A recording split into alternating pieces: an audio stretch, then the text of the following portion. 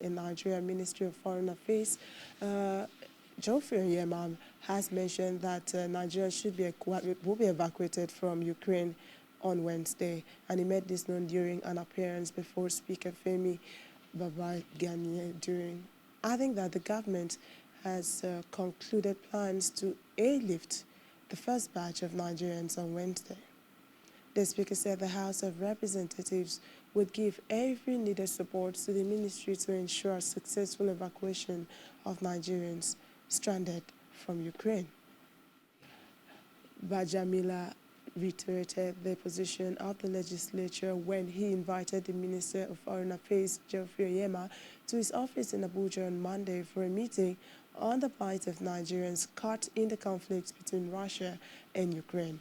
Onyema said that the evacuation earlier planned for Monday was rescheduled for Wednesday to enable the ministry, the House, and the Nigerian Foreign Ministry in Ukraine, Poland, and Russia to complete the formalities of moving Nigerians from Ukraine to safe borders with neighboring countries.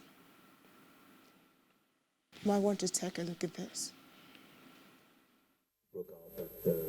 The ambassador of Poland, the Nigerian ambassador of Poland, was in Nigeria.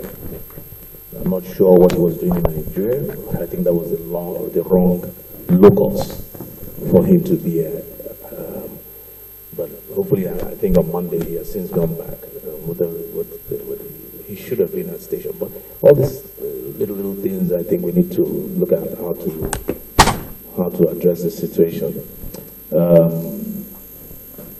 We just want to hear from you. I know you've been working very closely with the chairman committee on foreign affairs, and that's how I got to know about how proactive you've been on this matter. From what I understand, because I've been trying to do some work as well, from what I understand, hopefully the problem members or citizens could not leave Ukraine. These are the stories. I'm not verifying any story. They could not leave, and they were not allowed to leave. But from my understanding, that has been sorted as of this morning, and all that requires or remains is evacuation. I spoke with the chairman at Peace a couple of days ago, and he did tell me he was ready and more than able to airlift our citizens. He has about 8 planes at his disposal, some 300, 400-seater planes, some 180-seater planes. He has 7 planes. He basically broke down the fact that he's ready, able, and willing as soon as we are ready. So for the House, one day is a day too long in terms of delay. One day is a day too long, and we just want to hear from you and see if we can keep this thing moving.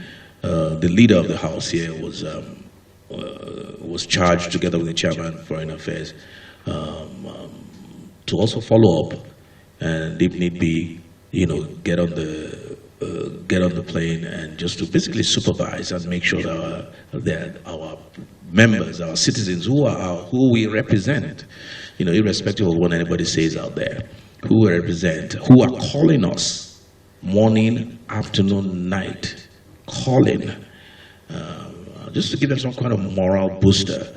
The House decided, that the leader of the House and the chairman, to let them know that they have not been forgotten, to go with you if we can quickly address this situation and get the planes out there, and to make sure that things are done and our students and our citizens are brought back.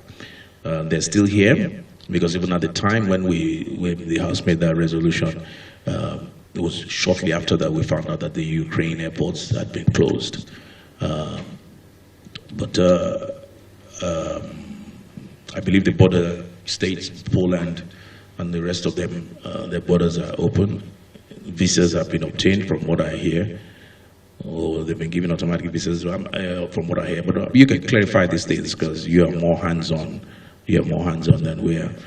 So that's it. That's basically what this is about. And if there's anything the House can do, or you think the House can do to even accelerate or speed it up or make it easier for you, we'll be more than happy to do that. The bottom line is for those who are willing to come back, for the government to be seen bringing back its citizens. Thank you very much.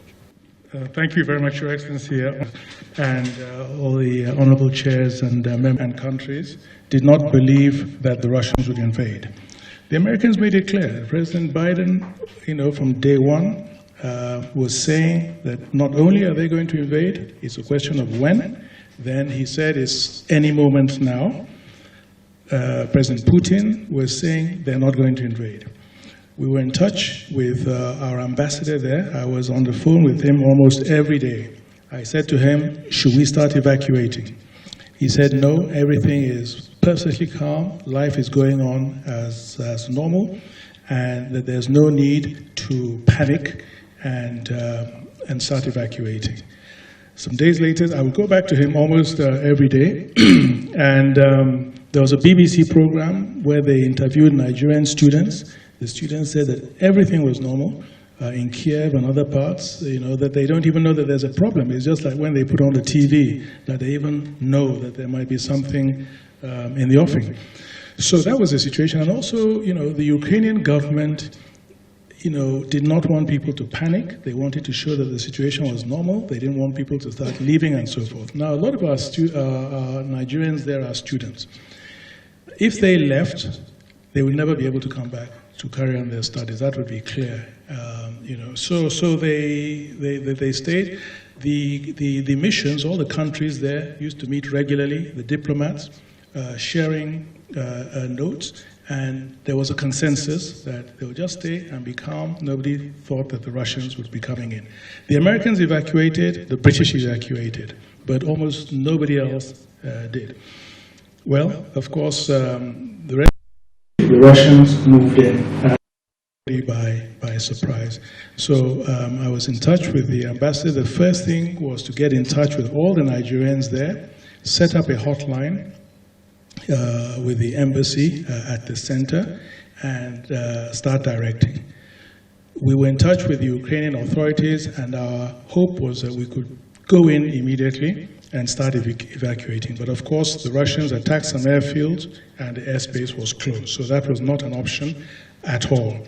The advice that we gave, our embassy did very well. They really did extremely well. The number was out there, and we're trying to keep in touch with people and reassure people at home. Then, of course, the next thing was some people now started, including Ukrainians, to move towards the borders. Kiev is very close to the Polish borders and so forth. And Nigerians also joined. There are about 5,600 Nigerian students there, and maybe a total of about 8,000 Nigerians in Ukraine. And those who were close, because there are a number of borders around Ukraine. Ukraine is the second largest country, geographically, landmass in Europe. So it's a big country. And so depending on where you were in Ukraine, which were the nearest borders. So initially, the advice was to stay put. But of course, once you started bombardments and things like that, people panicked, which is normal and understandable, and started moving to the borders. All right, back here in Nigeria, the National Association of Nigerian Students, NANS, has issued a one-week ultimatum to the federal government of Nigeria to address the issue raised by the Academic Staff Union of Universities, ASU, leading to a one-month warning strike.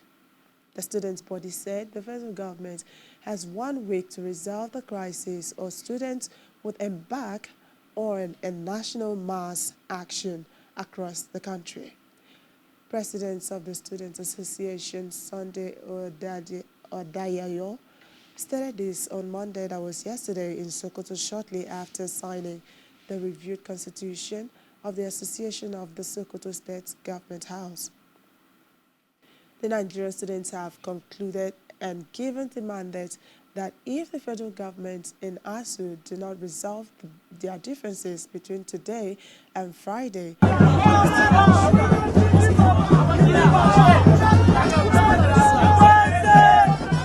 is a peaceful protest.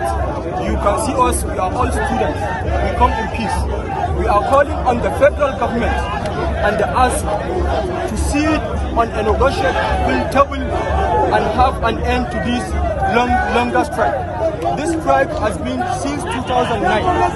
Actually, all the time, students become victims. That's why we are calling on our government. We are indigent of Kano State. We are schooling in Kano State. That's why we come here, Ministry for Higher Education, to send our message directly to the federal government, as members national, so that we have a lasting solution. Actually, we are not benefiting from this strike. At the end of the day, the federal government officials get paid, the ASU members get paid, but we, the students, we become the victims. A person that is going to graduate for a 4-year program, he spent up to 60 minutes. This is quite unfortunate. We are not happy with that. As we are seeing you here, as our fathers, we believe we are your children. Alhamdulillah, we are going to appreciate the effort of the security. They give us cover since the time we have started this, and all our comrades, we are here present. Please, you should do the needful. This is what brings us. And immediately we live here, we are going to the Emir's Palace house and tell him our message to him. Thank you very much. I want to return. I want to echo. I want to echo. Bring back national for Nigerian students. Bosa! Bosa! Bosa! Education must be free. Education must be free. Education must be free.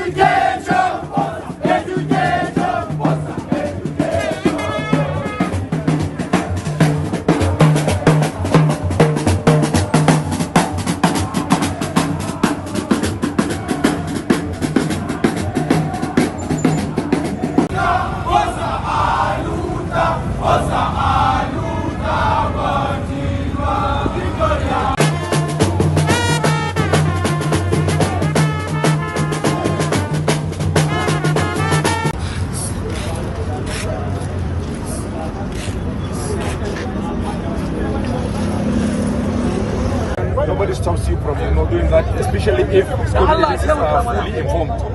We want to assure you on behalf of the Ministry for Higher Education, Kano State, that we shall convey your complaint to His Excellency, who will take it up to the President. We are a state who report to Executive Governor. He report or relate with the President. So be rest assured that your complaint will be taken today immediately to His Excellency, the Executive Governor. There he will channel your complaint, God willing, to where it's supposed to be handled. We are appealing to you to be, matured, very cultured.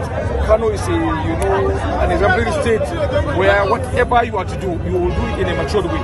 We appreciate your concern, and we also sympathize with you. And we are assuring you that, God willing, you will see what Kano State government from its end will do to solve this, your problem. So don't worry, you have channeled your complaints in the right place. So please, let you do it in a matured way you have started. Be assured that your complaint will be tabled at the right place. Thank you very much. We pray for you to complete your study successfully as you have started. And God willing, my name is Musa. These people you locked in or out are not happy that we are on strike because they do the payment. When it comes to payment, we have children suffering. There's nobody here that does not have a child with God taking care of it. So you think we are happy, but then let them crash home. Nobody is happy. You've got a point. Like Madam said, you don't have to turn violence before you score that point. You've got a point. The federal government is aware. It is business. They are doing business. Now they are demanding for 1 trillion. For a country that is owing 40 trillion naira, they'll pay you 1 trillion. From where? Which boss? Nigeria is owing them 40 trillion and above. And you are demanding for 1 trillion. If I catch a lecturer that is a member of ASU, we are going to turn this into violence. Record it. We would. Listen to me. At the end of every strike, listen to me. Strike action. Government officials get paid. Lecturers get paid. Do you know? Yes, they should not see that you are really agitated, but I want you to calm down. we are interested in your well-being. Nobody is happy about the strike, but Federal Ministry of Education will do something, and you will hear from us. May God continue to protect all of you. Protect you from us. In Jesus' name. Son, we pay for house rent. My son, education is our right, not a privilege. We've paid our fees. Are you listening to me? Are you listening to us? Do you know how many people we are sponsoring? You know the brunt we are bearing at home. We are the ones suffering. So we are also suffering. We are not paid after every time. I am not paid after every time. We are the one paying. You come back to the house, we are giving you. We give you everything.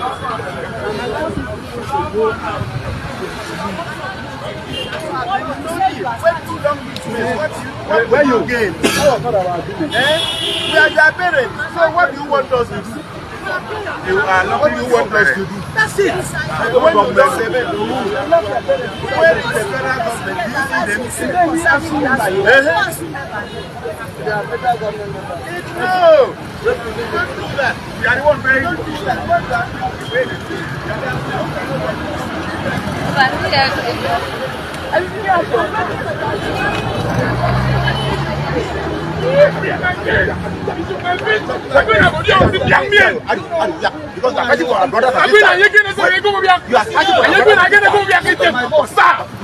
I am suffering. I am suffering. Let everybody feel the pulse of it. It is big. Hey, landlord! Once it's time, landlord, you marry No.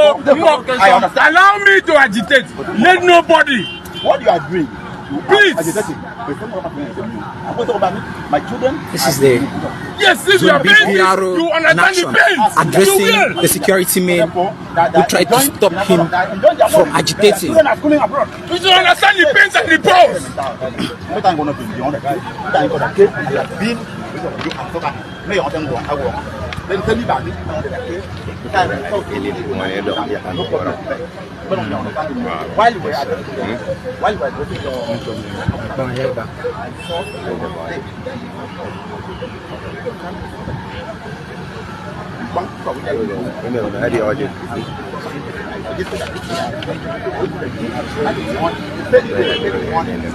Larger number.